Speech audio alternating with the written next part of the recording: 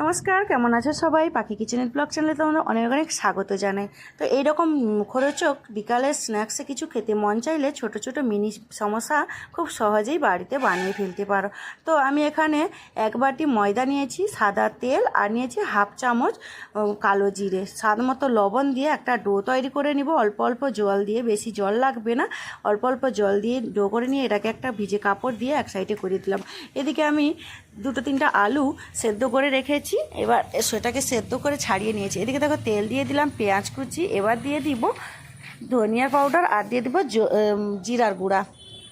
তো এটাকে দিয়ে পেঁয়াজের সঙ্গে ভালো করে ভেজে নিব। এবার ওই সেদ্ধ করা আলুটাকে এবার এর সঙ্গে মিশিয়ে নিলাম। এবার মিশানোর পরে এর মধ্যে দিয়ে দিব কাঁচা লঙ্কা। কাঁচা লঙ্কাটাকে খুব ভালো করে কুচিয়ে নিয়েছি। আর এই সমস্যার মধ্যে কিন্তু কাঁচা লঙ্কা দিলে বেশ খেতেও বেশ ভালো লাগে। এবার কাঁচা লঙ্কাটা দিয়ে এর উপরে দিয়ে দিব হলুদ গুঁড়া, লঙ্কার গুঁড়া,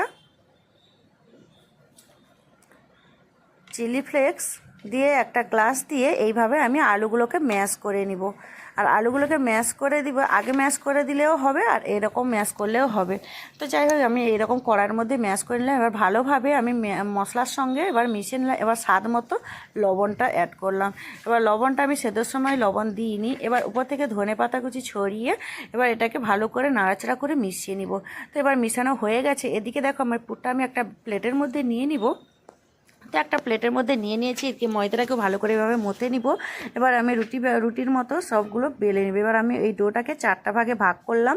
এবার 4টা ভাগে ভাগ করে এটাকে এক সাইডে করে দিব। এবার রুটির মতো গোল করে বেলবো আর অল্প একটু ময়দা উপর থেকে ছড়িয়ে ভালোভাবে এটাকে বেলে নিব। এবার আমি একটা প্লেটের সাহায্যে গোল করে কেটে নিব, বা গোল করে যদি বেলতে পারো আরও ভালো হয়। তো যাই হোক, আমি এখানে গোল করে বেলেছি, তবুও একটু সাইডে বড় ছোটো হয়ে গেছিলো। এবার একটা পিৎজা কাটার দিয়ে আমি এরকম কেটে নিলাম। এবার 1 চামচ করে এইরকম পুরগুলোকে সাইডে দিয়ে দিলাম একটা একটা ভাগের মধ্যে। এবার আমি সমোসার আকারে বানিয়ে নিব। তো আমার সবগুলোর মধ্যে পুর দেওয়া হয়ে গেছে। অল্প একটু জল দিলাম যাতে চিটটা না খুলে যায়। তো এই জন্য আমি এরকম জল দিয়ে চিটিয়ে নিলাম আর একটু চাকু দিয়ে এরকম করে একটু ডিজাইন করে দিলাম। আর ডিজাইনটা করলে বেশ দেখতে সুন্দর লাগে।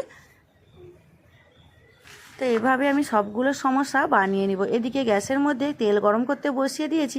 আর ভিডিওটা কে কোথা থেকে দেখছো অবশ্যই কমেন্ট করে জানিও, আর ভালো লাগলে একটা লাইক করে দিও। তো এবার আমি সমোসাগুলোকে উলটপালট করে এভাবে লাল লাল করে ভেজে নিব। এবার আমি এইটাকে টমেটো সসের সঙ্গে সার্ভ করব। তো আজকের মতো টাটা, দেখা হচ্ছে খুব শিগগিরই নতুন একটি ভিডিওতে। আর ভিডিওটি ভালো লাগলে লাইক করো।